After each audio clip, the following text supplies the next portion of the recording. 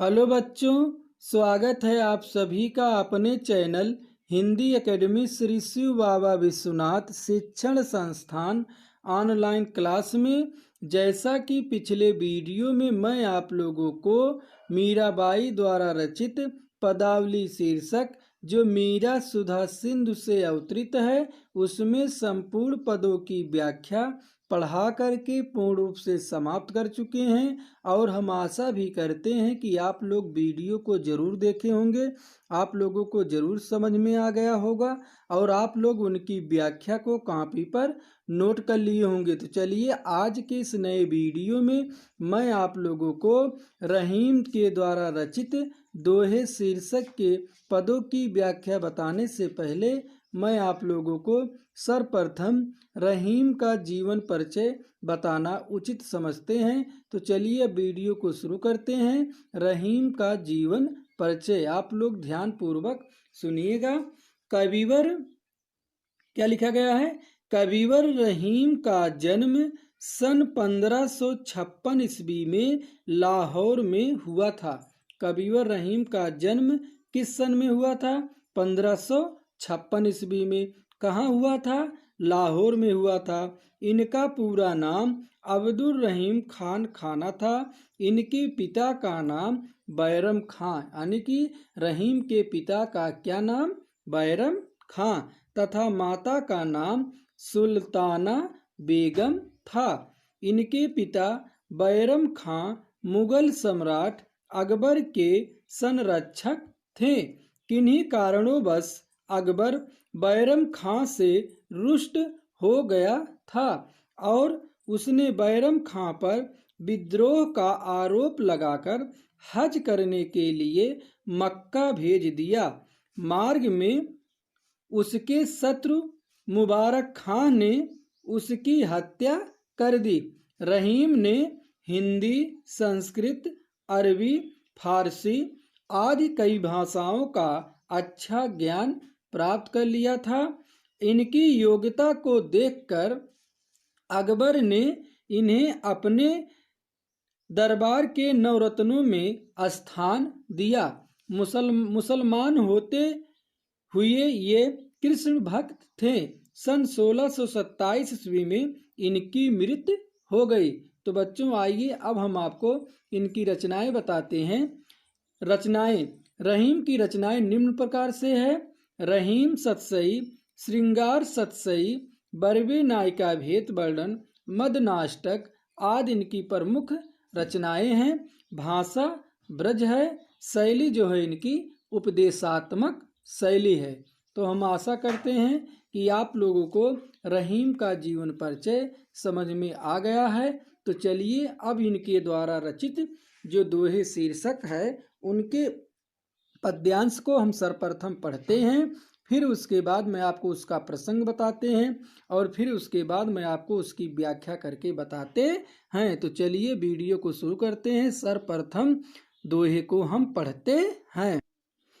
क्या लिखा गया है? जो रहीम उत्तम प्रकृत का कर सकत कुसंग, चंदन विष व्याप्त नहीं लिपटे रहत भुजंग।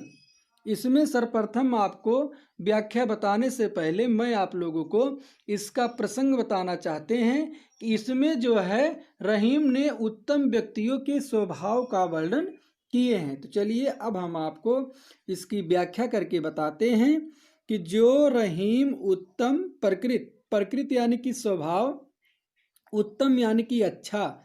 रहीम जी कहते हैं जिस व्यक्ति का स्वभाव उत्तम है यानी कि अच्छा है या आप कह सकते हैं श्रेष्ठ है।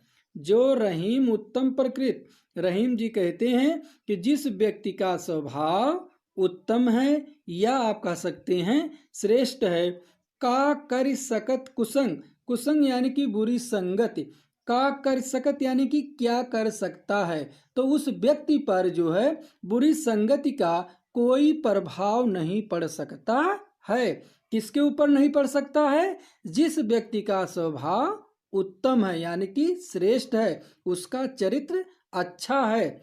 जो रहीम उत्तम प्रकृत का कर सकत कुसंग, रहीम जी कहते हैं जिस व्यक्ति का स्वभाव उत्तम है यानी कि श्रेष्ठ है, का कर सकत कुसंग, तो उस पर जो है बुरे संगत का कोई भी प्रभाव नहीं पड़ सकता है, उस पर जो है कोई भी असर नहीं पड़ सकता है। चंदन विष व्याप्त नहीं, विष यानी कि जहर, व्याप्त नहीं यानी कि समाता नहीं है, लिपटे रहत यानी कि लिपटा रहता है, भुजंग यानी कि सर्प। जिस प्रकार से चंदन के वृक्ष पर तमाम विषैले, विष है ना, विषैले सर्प लिपटे रहते हैं, परंतु जो है उसका विष उस पर जो है व्याप्त नहीं, समाता नहीं है, उस चंदन के वृक्ष पर जो है उसका कोई असर पड़ता ही नहीं है। चंदन जो है अपनी शीतलता को नहीं छोड़ता है। ठीक उसी प्रकार रहीम जी कहते हैं जो उत्तम प्रकृति, जिस व्यक्ति का स्वभाव उत्तम है यानी कि श्रेष्ठ है, उस व्यक्ति के ऊपर का कर सकत कुसंग, बुरी संगत उस व्यक्ति पर कुछ भी नहीं पड़ सकता, उस व्यक्ति पर जो है बुरी संगत का कोई भी असर पड़ नहीं सकता। तो हम आशा करते हैं कि यह पद्यांश की व्याख्या आप लोग को पूर्ण रूप से समझ में आ गया होगा।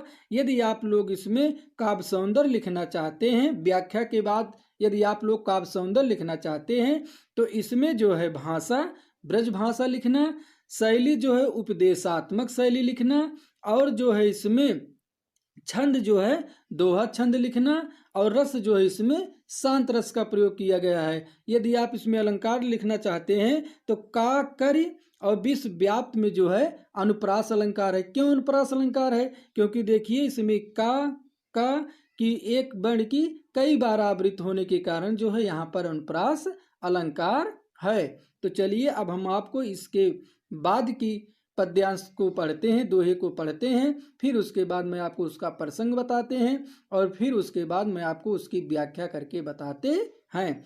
क्या लिखा गया है? रहीमन प्रीत सराहिए, मिले होत रंग दून, ज्यों जर्दी हरदी तजे, तजे सफेदी चून। तो इसकी व्याख्या बताने से पहले मैं आप लोग को सर्वप्रथम जो है इसका प्रसंग बताना चाहते हैं। इस दोहे में जो रहीम जी जो है सच्चे और वास्तविक प्रेम के स्वरूप को स्पष्ट किए हैं।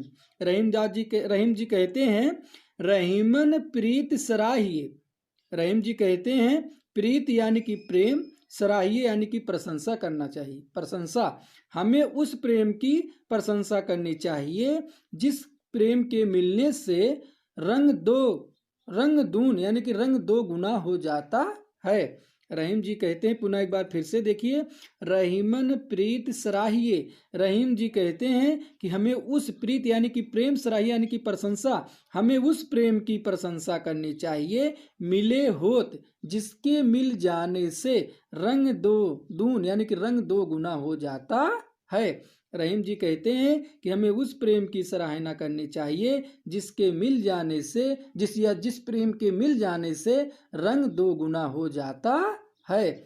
ज्यों जर्दी हरदी तजे, तजे यानी कि त्याग देना, हरदी यानी कि हल्दी, जर्दी यानी कि पीलापन, ज्यों यानी कि जिस प्रकार, सफेदी यानी कि सफेद, चून यानी कि चूना।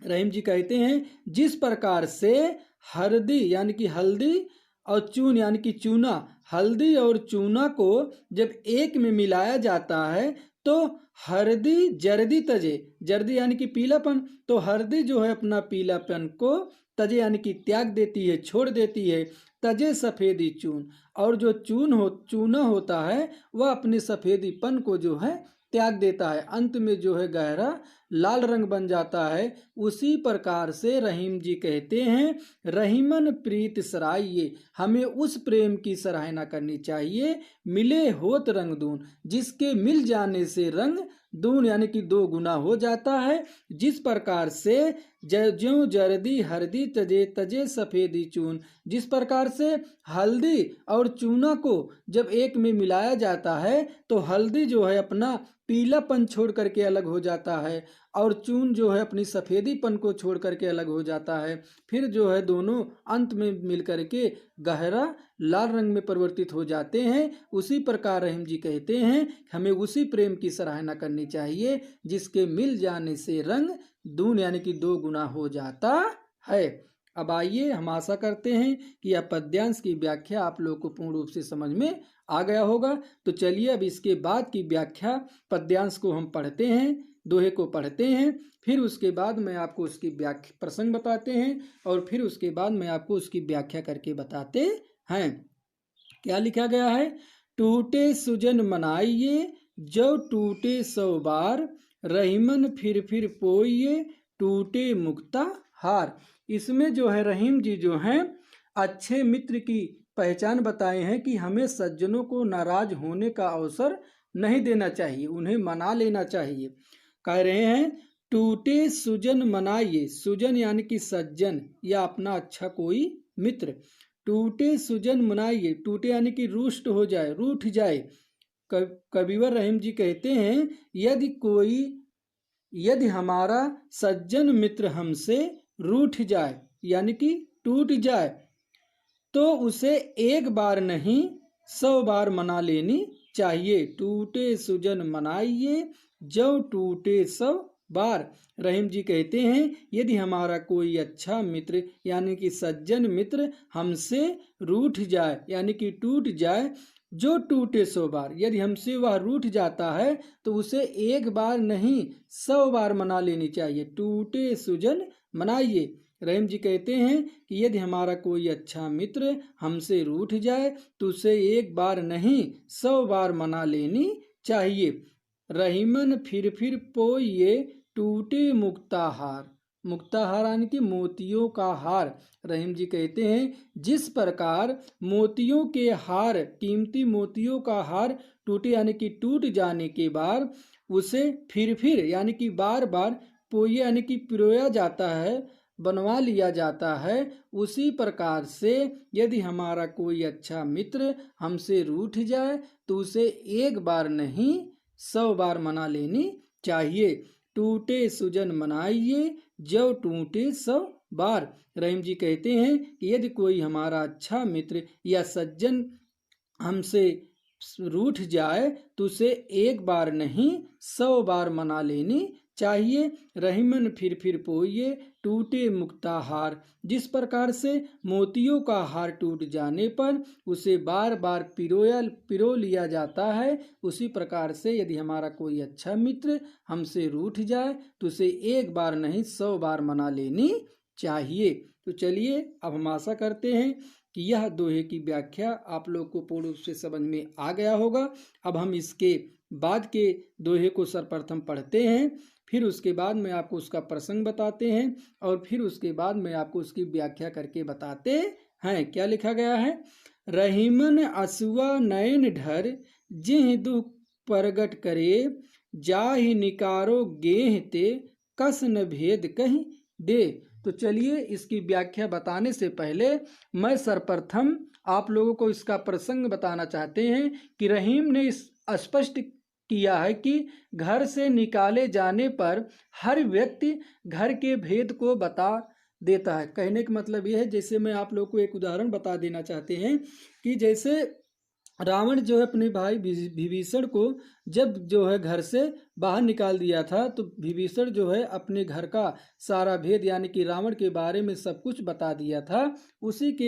उसी के आधार पर मैं आप लोग को इसमें बता रहे हैं रहीमन असुआ नयन ढर। अब आप इनकी व्याख्या देखिए। रहीमन असुआ नयन ढर, असुआ यानी कि आंसू, नयन यानी कि नेत्र, ढर यानी कि ढुलक जाए। रहीम जी कहते हैं कि यदि हमारे आंखों के आंसू बाहर निकल जाएं, ढर यानी कि ढुलक जाए, नयन यानी कि नेत्र, असुआ यानी कि आंसू। रहीम जी कहते हैं यदि हमारे आंखों के आंसू बाहर निकल जाएं, जिह दुख प्रगट करे, तो समझो दुख प्रगट होता है।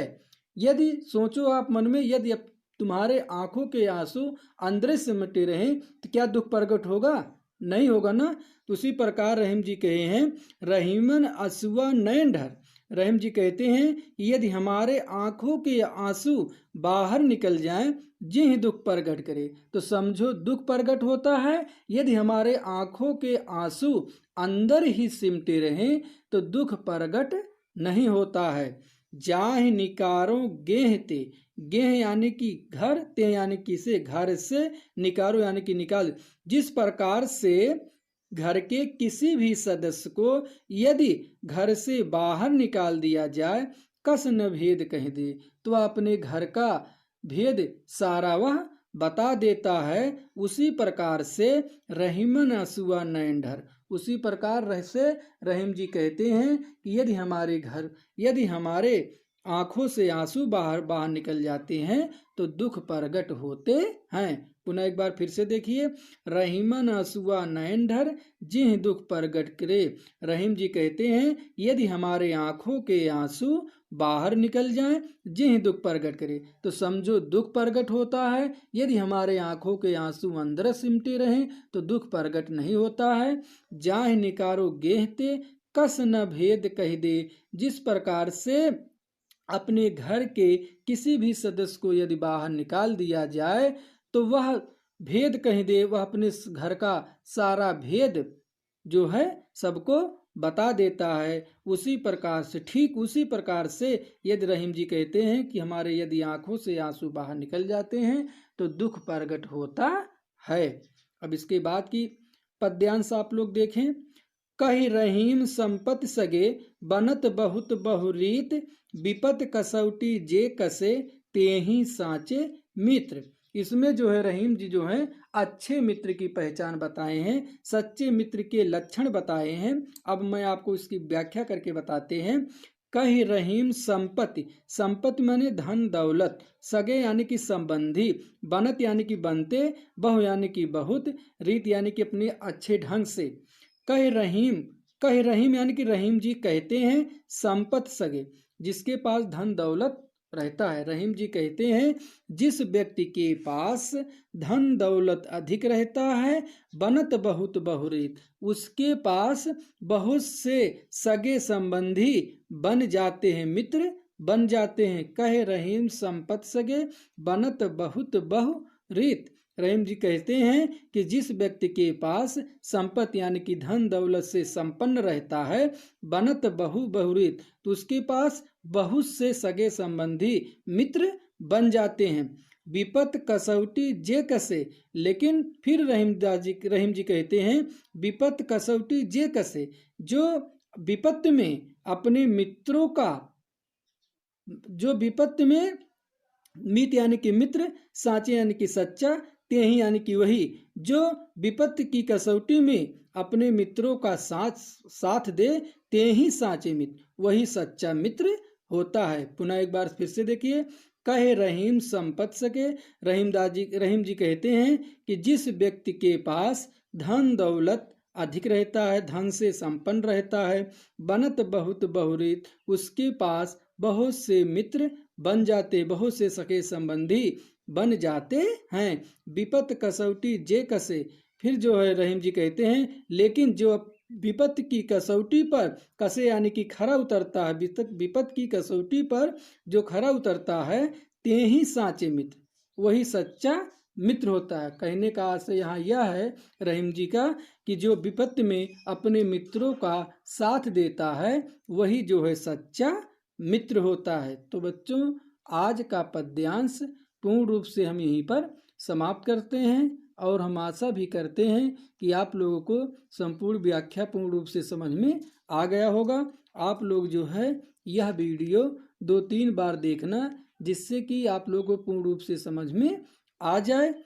अब इसी तरह का वीडियो हम अगले वीडियो के साथ मिलते हैं, तब तक के लिए धन्यवाद।